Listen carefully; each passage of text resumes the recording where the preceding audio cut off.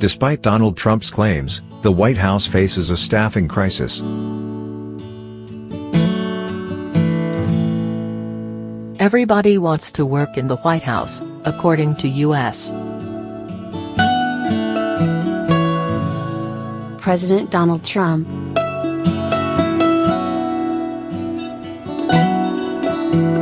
But there are apparently exceptions.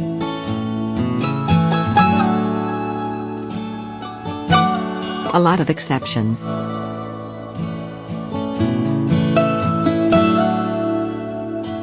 Just a few hours after the president made that audacious claim, his top economic advisor Gary Cohn quit, becoming the latest in a very long list of administration officials to either resign or be pushed out. By one analysis, the Trump White House has seen an astonishing 43% turnover rate.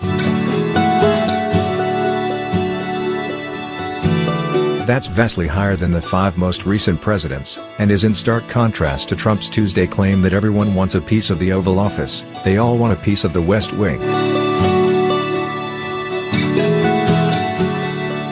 The tone was set on day 24 of the administration, when Michael Flynn resigned under pressure, becoming the shortest-serving national security advisor in history.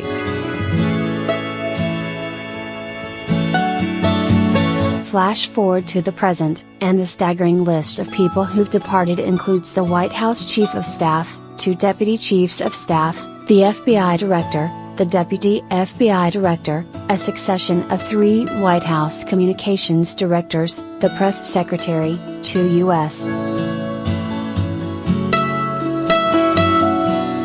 ambassadors, the head of the Centers for Disease Control, the Secretary of Health and Human Services, 5 staff from the Vice President's office and the Deputy Director of the National Security Agency, to name a few.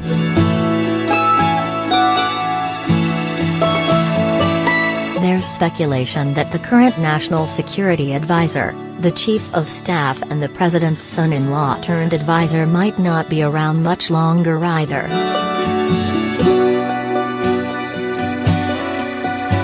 Of course, Trump's former claim to fame was hosting a reality TV show where people left every week. But this is the White House, and the stakes are actually real.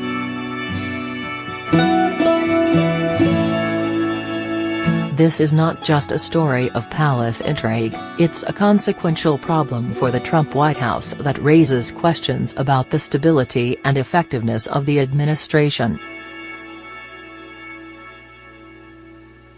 Gary Cohn's departure is the embodiment of those concerns.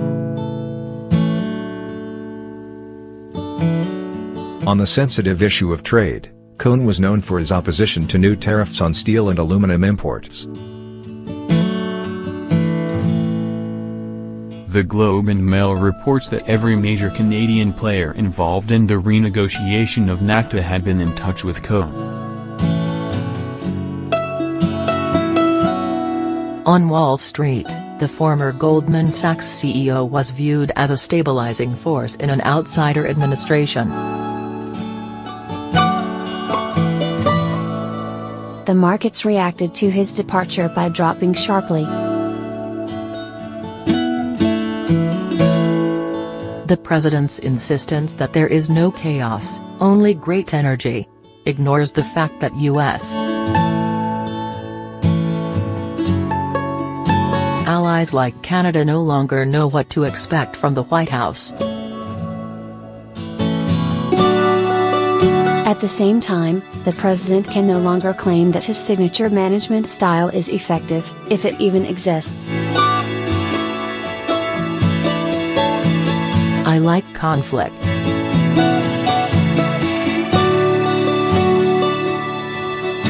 I like having 2 people with different points of view, and I certainly have that. And then I make a decision, explained the president on Tuesday. The problem is, when it comes to trade, he's now only hearing one side of the argument.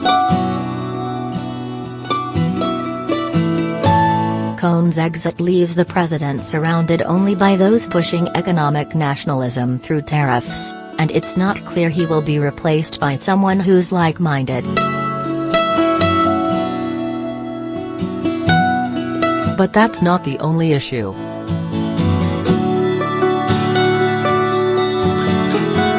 Cohn's departure also shows just how many people still in the building are eyeing the White House exits.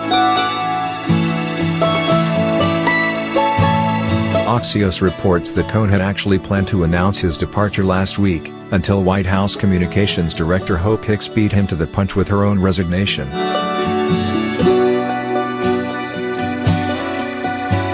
Wary of appearing to pile on, Cohn decided to hold off on his own announcement for a few more days.